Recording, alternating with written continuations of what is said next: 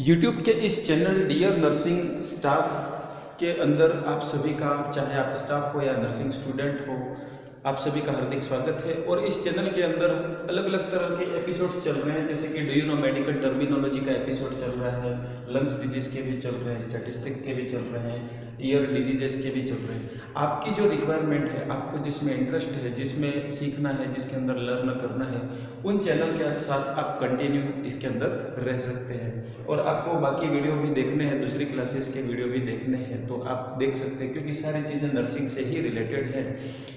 और एक स्टूडेंट के कहने पर अपन ने एक छोटा सा और डिस्कशन आज मैं आपके सामने लेके आया हूँ। बहुत ही इंपॉर्टेंट टॉपिक है, specially first year BSc nursing student के लिए है मसल कॉन्ट्रैक्शन। ठीक है, मसल कॉन्ट्रैक्शन आज अपन डिस्कस करेंगे। आपके रिक्वायरमेंट के अकॉर्डिंग जो भी टॉपिक्स है उसके साथ तो आप बने ही रही हैं, दूसरी चीज़ें भी मैं आपके सामने लाता रहूँगा। मसल कॉन्ट्रैक्शन बहुत ज़्यादा इम्पोर्टेंट है और ये न्यूरोमस्कुलर से लेके हम मसल की तरफ इसका डिस्क्रिप्शन देखेंगे। बहुत छोटे वीडियो में हम समझ जाएंगे कि मसल कॉन्ट्रैक्ट कैसे होती है, एक्टिन क्या है, मायोसिन क्या है, कैसे काम करते हैं, एडीपी क्या है, एटीपी क्या है, कैल्शियम का क्या रोल है इसके अंदर, सार्कोलेमा क्या है, टर्मिनल बटन्स के क्या रोल हैं, कैल्शियम के क्या रोल हैं, सारी चीज़ हम इसके अंदर देखेंगे। ठीक है, तो लीजिए स्टार्ट करते हैं आपके सामने। ये टॉपिक्स तो ऑलरेडी पहले से चल ही रहे हैं, आप इन चीज़ों को भी देख सकते हैं। लेकिन ये जो आज हम मस्कुलर सिस्टम्स का एक टॉपिक ले रहे हैं, मसल कॉन्ट्रैक्शन का, ये हो सकता है ज़्यादा डीप में नहीं है, क्योंकि ये BSc nursing first year student के लिए हमने इसको प्रिपेयर किया है। ज़्यादा डीप स्टडी के लिए अपनी जो कॉम्पिटिटिव क्लासेस चलेंगी, इन्हीं सीरीज के साथ फ्यूचर में हम लाते रहेंगे। तो लीजिए स्टार्ट करते हैं। Muscle contraction, what is the muscle contraction? Muscle contraction को समझने के लिए पहली चीज तो आपको ये देखना है कि सपोज ये न्यूरॉन है, ठीक है, और ये आपकी मसल सेल है, न्यूरॉन और मसल सेल, तो ये हो गया न्यूरोमस्कुलर जंक्शन। पहली चीज तो ये क्लियर, न्यूरोमस्कुलर साइनेप्स का हो या न्यूरोमस्कुलर जंक्शन का हो। इसकी फिजियोलॉजी तो ये रहती है कि यहाँ से न्यूरोट्रांसमीटर रिलीज होते हैं। जैसे ही आपके ब्रेन ने ऑर्डर दिया कि मसल को कॉन्ट्रैक्ट कराना है, और न्यूरोट्रांसमीटर रिलीज होते हैं टर्मिनल बटन से, और ये जैसे ही अंदर जाते हैं और यहाँ पे कैल्शियम को स्टिमुलेट करते हैं। और कैल्शियम जो है वो एक्टिन और मायोसिन, एक्टिन मायोसिन के साथ कैसे काम करता है, ये फिजियोलॉजी आज हम देखेंगे। ये हमने जो देखा था न्यूरोमस्कुलर कंडक्शन कहलाता है। ठीक है, अभी तक तो action potential in the neuron था, लेकिन अब क्या हो गया, न्यूरोमस्कुलर कंडक्शन हो गया। अब मसल के अंदर क्या प्रोसेस होता है, मसल कैसे कॉन्ट्रैक्ट और रिलैक्स होती है, ये चीज हम देखेंगे। तो मसल के स्ट्रक्चर को समझने के लिए पहले आप ये देखिए, एनाटॉमिकल यदि हम किसी मसल को बनाते हैं और उस मसल का ट्रांसवर्स सेक्शन देखते हैं तो उसके अंदर हमको मसल फाइबर्स मिलते हैं, और मसल फाइबर्स के अंदर भी छोटे छोटे माइक्रोफिलामेंट्स रहते हैं। क्या रहते हैं? माइक्रोफिलामेंट्स। मतलब मैं इनको यदि मसल कहता हूँ तो इनके जो छोटे छोटे अंदर बंडल्स हैं, ठीक है, जो छोटे छोटे बंडल से मिलकर बना, इन बंडल को कहेंगे मसल फाइबर्स या मसल फाइबर्स। ठीक है, मसल फाइबर्स के अंदर जो स्मॉलेस्ट, उसके जैसे ही और बंडल छोटे छोटे ट्रैक रहते हैं। ठीक है, इनको अपन कहेंगे मसल फिलामेंट या मायोफिलामेंट्स या माइक्रोफिलामेंट्स, माइक्रोफिलामेंट। क्लियर? अब इन माइक्रोफिलामेंट को हम क्या करेंगे, थोड़ा सा बड़ा बनाएंगे, और ये हमने बना दिया, माइक्रोफिलामेंट को बड़ा बना दिया। अब क्या देखते हो, अब ये देखते हो कि सर यहाँ पे तो डार्क बैंड है, कहीं कहीं डार्क बैंड है और कहीं कहीं क्या लाइट बैंड है। क्लियर? डार्क बैंड और लाइट बैंड से क्या समझते हो? तो मैं आपको बता दूं कि डार्क बैंड जो है, ये डार्क बैंड एक तरह से मायोसिन है। डार्क बैंड क्या है? डार्क बैंड, डार्क बैंड क्या है? मायोसिन। डार्क बैंड क्या है? मायोसिन है, और मायोसिन एक तरह से प्रोटीन फिलामेंट्स है। ठीक है, दूसरा जो लाइट बैंड है, ये जो बीच में लाइट बैंड आपको दिख रहे हैं, ये लाइट बैंड अपन यदि यहाँ पर लिखें लाइट बैंड, तो ये लाइट बैंड जो है इनको हम क्या कहते हैं? एक्टिन। ये आपके क्या है? एक्टिन है। लेकिन ध्यान रहे कि मायोसिन जो है वो थोड़े क्या होते हैं? मोटे होते हैं। ठीक है, और एक्टिन जो है वो पतले होते हैं। ये थिक होते हैं। ये कैसे होते हैं? थिक होते हैं। और ये क्या होते हैं? थीन होते हैं। इसकी कंपेयर में बहुत ज़्यादा थीन होते हैं। ठीक है। अब दो बैंड के बीच में यहाँ पर यदि आप ऐसा करो, एक लाइनिंग इमेजिनरी लाइनिंग ऐसे बनाओ, एक इमेजिनरी लाइनिंग ऐसे बनाओ, तो साइंटिस्ट ने इनको क्या नाम दिया है, जेड लाइन नाम दिया है। क्या लाइन नाम दिया है, जेड लाइन। अब यही चीजें सारी आपके मसल कॉन्ट्रैक्शन को अंडरस्टैंड करने के लिए हेल्प करेंगी। तो हम क्या देखते हैं कि जो डार्क बैंड है, मायोसिन है, इनका दूसरा नाम यदि हम देखें तो यह है एन आइसोट्रोपिक। एन आइसोट्रोपिक या ए लाइन भी इनको हम कहते हैं, एन आइसोट्रोपिक। एन आइसोट्रोपिक ये एक तरह से इनका ये दूसरा नाम है, एन आइसोट्रोपिक या ए बैंड भी इनको हम कहते हैं। और जो लाइट बैंड है, इन लाइट बैंड को हम आइसोट्रोपिक कहते हैं। क्या कहते हैं, आइसोट्रोपिक। आइसोट्रोपिक कहेंगे या आई बैंड कहेंगे। क्या कहेंगे, आइसोट्रोपिक या आई बैंड। आगे ए आ रहा है, ए बैंड, आगे आई आ रहा है, I band. I band are light and these are the actin protein and these are the thin. बहुत ही ये पतले होते हैं कंपैरेटिवली। साइंटिस्ट ने इनको जो लाइनिंग का नाम दिया है, ये क्या है, जेड लाइन। अब यदि दो जेड लाइन के बीच का जो पोर्शन है, ये जो दो जेड लाइन के बीच का पोर्शन है, इसका एक अलग से फिर नाम दे दिया है सार्कोमियर। इसका नाम क्या दे दिया है, सार्कोमियर। इसका नाम दिया है सार्कोमियर। अब आपको थोड़ा वॉइस में प्रॉब्लम आ रही होगी, वॉइस थोड़ी गूंज के आ रही होगी या क्वालिटी कम लग रही होगी, तो आज की क्लास के लिए आपको ऐसे एडजस्ट करना पड़ेगा, क्योंकि टेक्निकल प्रॉब्लम से वॉइस हो सकता है क्वालिटी नहीं दे पाऊँ मैं। क्लियर? तो ये मैं फिर से रिवाइज कर रहा हूँ। सपोज ये आपकी मसल है, मसल स्मॉल स्मॉल सेगमेंट से मिलके बना है, अलग अलग उसके अंदर छोटे छोटे ट्रैक रहते हैं, और इंडिविजुअल ट्रैक को अपन मसल फाइबर कहते हैं। मसल फाइबर्स के अंदर जो और छोटे छोटे स्मॉल ट्रैक्स रहते हैं, जिनको हम माइक्रोफिलामेंट कहते हैं। और माइक्रोफिलामेंट को यदि हम जूम करके देखते हैं, उसका बड़ा रूप देखते हैं, ठीक है, तो इस तरह से ये हमको दिखेगा। बड़ा कर देखेंगे तो इस तरह से दिखेगा, जिसके अंदर ये डार्क बैंड मायोसिन नाम के प्रोटीन है, और इनको हम एन आइसोट्रोपिक या ए बैंड कहते हैं। और जो लाइट बैंड है, इनको हम आइसोट्रोपिक या आई बैंड कहते हैं। और या ये कौन से प्रोटीन है, एक्टिन प्रोटीन है, जो कि पतले रहते हैं। ये वाले मोटे रहते हैं, ये वाले पतले रहते हैं। ये चीज आपको ध्यान रखनी है। अब मैंने बताया कि सर ये जो लाइनिंग है, ये क्या है, जेड लाइनिंग है, ठीक है।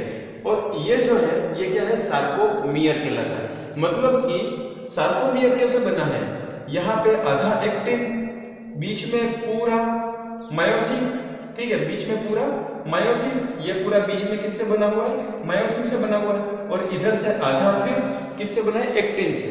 तो half actin plus full myosin plus half actin plus full myosin plus half actin. Clear?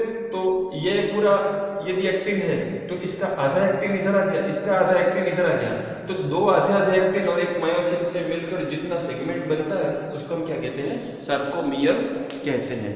Clear? तो ये हो गया एनाटॉमिकल डिटेल्स। अब हम देखेंगे कि मसल कॉन्ट्रैक्ट कैसे होता है, और इसमें एडीपी, एटीपी और कैल्शियम का क्या रोल है। तो मेरे ख्याल से मैं इसको हटा सकता हूँ, या फिर आप एक बार स्क्रीनशॉट ले लीजिए। ओके, अब मैं इसको हटा रहा हूँ। अब हम देखेंगे मसल की फंक्शनिंग। मसल की फंक्शनिंग, किस तरह से मसल फंक्शन करता है। तो मैंने अभी थोड़ी देर पहले आपके सामने डायग्राम बनाया था, और इसके अंदर ये डार्क बैंड बनाए, दो डार्क बैंड बनाए, बीच में ये बैंड बन गया, लाइट बैंड बन गया, और ये बीच में ये लाइनिंग बन गई, ठीक है। अब मैं ये लाइनिंग बन गई।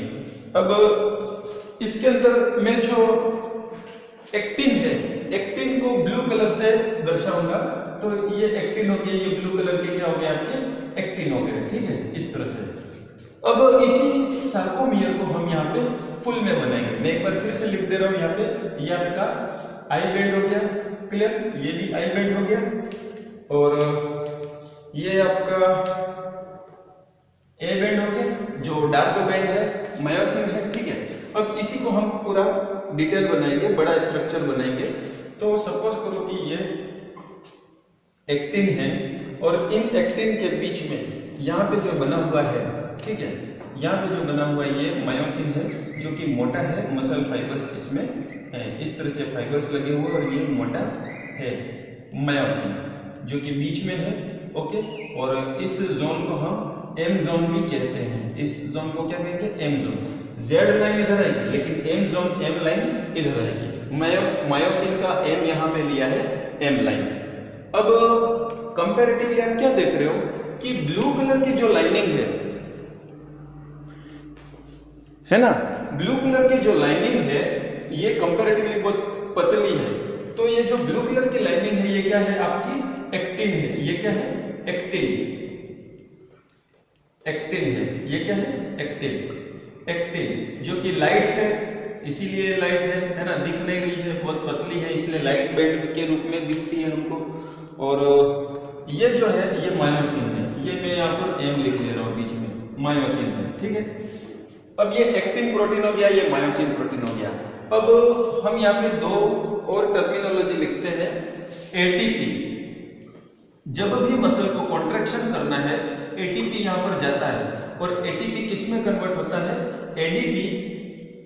ठीक है, एडीपी और एक फास्फेट, मतलब इस एमिनो ट्राइफॉस्फेट में से एक फास्फेट निकल गया तो एमिनो डाइफॉस्फेट हो गया प्लस 1 फास्फेट। तो इस तरह से ये अपना अंदर जाके डिवाइड कर लेगा, और ये मॉलिक्यूल जो है वो मसल कॉन्ट्रैक्शन के लिए यूज होते हैं। लेकिन ये प्रोसेस होने के लिए कैल्शियम का रिक्वायरमेंट रहता है, और कैल्शियम कहाँ पर रहता है?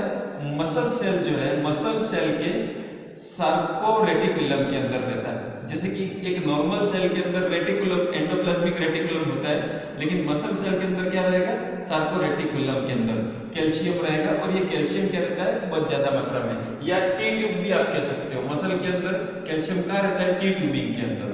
ठीक है, अब ये डिटेल आपको बाद में अलग से देखनी पड़ेगी। टी ट्यूबिंग क्या है? उसके अंदर कैल्शियम रहता है। अब मैंने आपको जैसे बताया था कि ये टर्मिनल न्यूरॉन है, न्यूरॉन ने जैसे इसको स्टिमुलेट किया तो टी ट्यूबिंग से क्या होगा? कैल्शियम रिलीज होगा। ठीक है, और ये कैल्शियम ये प्रक्रियाएं करवाता है।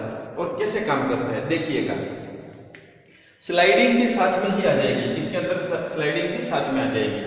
अब क्या होता है कि ये चारों तरफ एक्टिन है, बीच में ये मायोसिन है।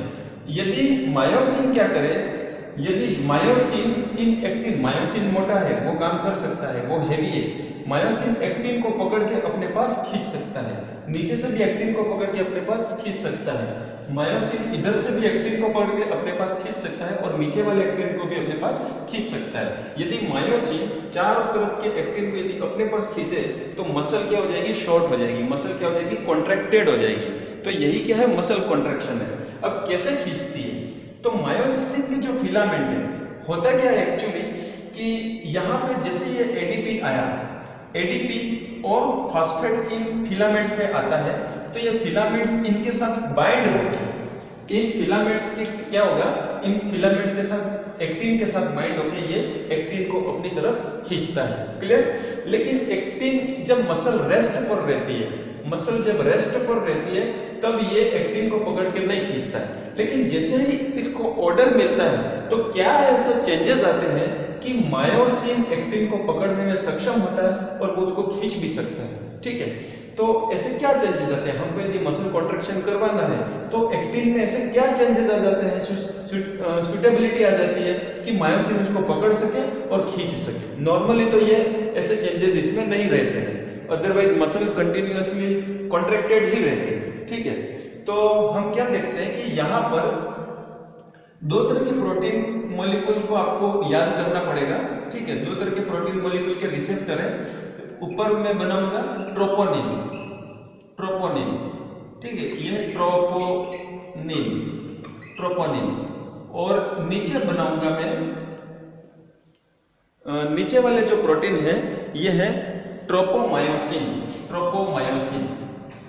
ठीक है, मैं यहां पर लिख लेता हूं ट्रोपोमायोसिन, ट्रोपोमायोसिन, ट्रोपोमायोसिन। ठीक है, ये कैल्शियम का संबंध यहाँ पे बना के रखेंगे अपन।